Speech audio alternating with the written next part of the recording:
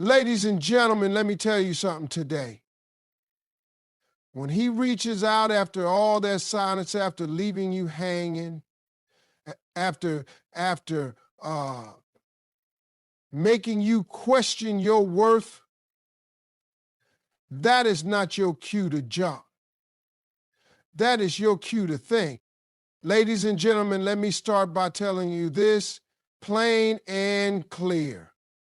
The very first thing you got to do when he reaches out after all that silence is to stay calm. You cannot, and I repeat, cannot let your emotions run the show in that moment. Because, see, emotions will have you texting back too fast, picking up that phone before you even thought about what's really best for you. Emotions will have you forgetting all those nights you cried, all those days you waited, wondering why he disappeared. And now, just because his name popped up on your screen, your heart want to act like nothing happened. But you can't let it do that to you. You got to breathe. You got to pause. You got to get still, because that message, that call, it's just a test. It's a test to see if you learned your worth while he was gone. It's a test to see if you're going to let history repeat itself or if you're finally ready to choose peace over chaos. And you can't pass that test if you're reacting with your feelings first. So you pass that test when you respond from a place of calm, a place of strength, a place where your self-respect speaks louder than your excitement. Now, I know, ladies, I know. It feels good when he finally reaches out. It feels like relief, like maybe your prayers got answered. You start thinking, well, maybe he missed me. Maybe he finally realized I was the one. But slow down. Don't let your mind write a love story before you even know why he called. Because sometimes people come back not because they value you, but because they see you moved on. They see you shining without them, and they just want to check if they still have access to you. And you got to stay calm enough to see that difference. You can't let excitement make decisions for you. Excitement is temporary, but your peace is priceless. So when you see that message, I want you to look at it and then put the phone down. Go take a walk. Go call your best friend. Go pray. Go journal. Do anything but react right away. Give yourself time to let the initial rush settle. Because once your heart calms down, your mind gets clearer. And when your mind is clear, you make choices that protect your heart instead of breaking it again. Ladies and gentlemen, I've seen too many people fall into the same trap because they answer too fast, because they let that little spark of hope override the truth they already knew. Don't be one of them. You are not desperate. You are not waiting on somebody to validate you. You are whole right now, whether he calls or not. And when you stay calm, you send a message, not just to him, but to yourself, that your feelings are important, but your peace is sacred. So when he reaches out, let him wait. Let him feel the silence for once. You felt it long enough. Now it's his turn. And in that silence, you get to decide, do I even want to open this door again? Is this man worth disturbing my peace for? But you can only ask those powerful questions when you are calm, because calmness is where your power lives. That's where your wisdom lives. That's where the real version of you, the strong, smart, self-respecting version, makes her decisions. So stay calm, Queen. Let the world spin, let the phone ring, let the text come in, but you stay still, because that stillness, that's your strength.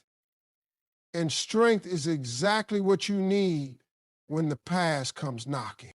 Ladies and gentlemen, now let's get real about something that most people skip right over. When he reaches out after being silent, you can't just focus on the fact that he called. You've got to look deeper. You've got to assess his true intentions. Because not every "hey, how you been" is a genuine attempt to make things right. Sometimes it's just a habit. Sometimes it's loneliness. And sometimes it's a test to see if he still has that same power over you. And if you're not careful, you'll fall for the words instead of checking the motive. Now, hear me when I say this. Men, just like anybody else, reach out for all kinds of reasons. Maybe things didn't work out with someone else. Maybe he's bored. Maybe he had a moment of weakness. And yeah, maybe he really did realize he messed up and he wants to fix things. But you will never know which one it is if you're only listening to the sweet words and not paying attention to the actions and the time. You got to ask yourself, why now? Why after all this time? What does he really want from me?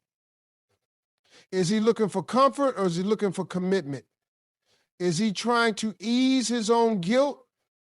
Or is he ready to take responsibility for the pain he caused? See, when you start asking these questions, you take your power back. Because now you're not just reacting, you're analyzing. And a queen analyzes. A queen observes. She doesn't jump at every knock on the door. She looks through the peephole first. And you, my sister, got to do the same with your heart. You got to look through the peephole of his actions. Has he shown any sign of real change, or is he just repeating the same cycle? Is he consistent, or is this just a random message that came through on a lonely night? And let me tell you, actions will always tell on a person. If his intention is real, he will show consistency. He will be patient if you take time to respond. He will make the effort to meet you where you are emotionally. But if he gets upset when you don't reply quick, or if he starts pulling back the moment you ask real questions, that's your sign. That's your sign that his intention ain't deep, it's surface level. And you deserve more than surface love. Ladies and gentlemen, it's easy to get distracted by words, especially when you've been waiting to hear from him, but don't let your ears blind your eyes. Look at the pattern. Look at the history. Look at whether his words are followed by respectful, consistent, meaningful actions. Is he ready to apologize without making excuses? Is he asking about your feelings and your needs, or is he only talking about his own? Is he focused on building trust back, or is he just trying to get back to where things left off without doing the work? This is how you assess intention. You listen with your spirit, not just your heart. You check the energy behind the words. Does it feel peaceful, or does it feel rushed? Does it feel sincere, or does it feel like manipulation? And don't you ever ignore those little red flags that show up early, because those red flags are whispers from your future self saying, pay attention now so you don't cry later.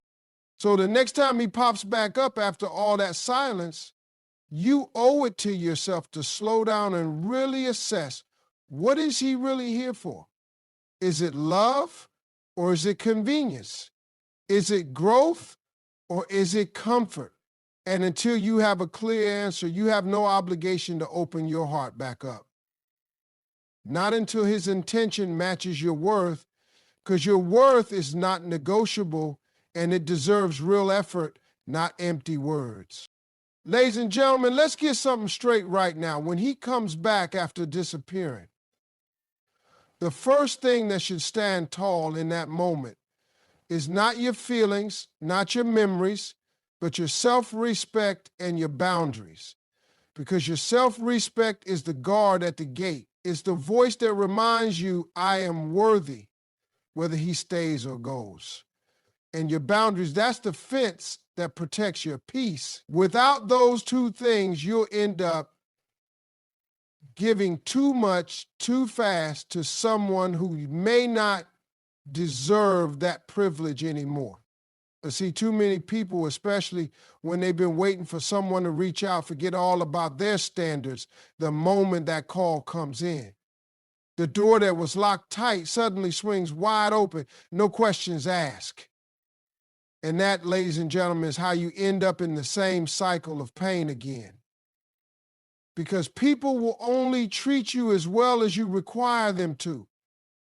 If you make it easy for someone to come and go as they please, they'll keep doing just that. But when you stand firm on your self-respect, when you let your boundaries speak louder than your loneliness, that's when the game changes. Self-respect means you don't let someone's return make you forget their absence. It means you don't let sweet words today make you forget the silence from yesterday. It's knowing that you are not desperate for anyone's love. You desire love, yes, but you are not so hungry for attention that you will accept crumbs. Self-respect is walking in the truth that you are enough right now without anyone else's validation. And boundaries are not about punishing people. They're about protecting yourself. They are the rules you set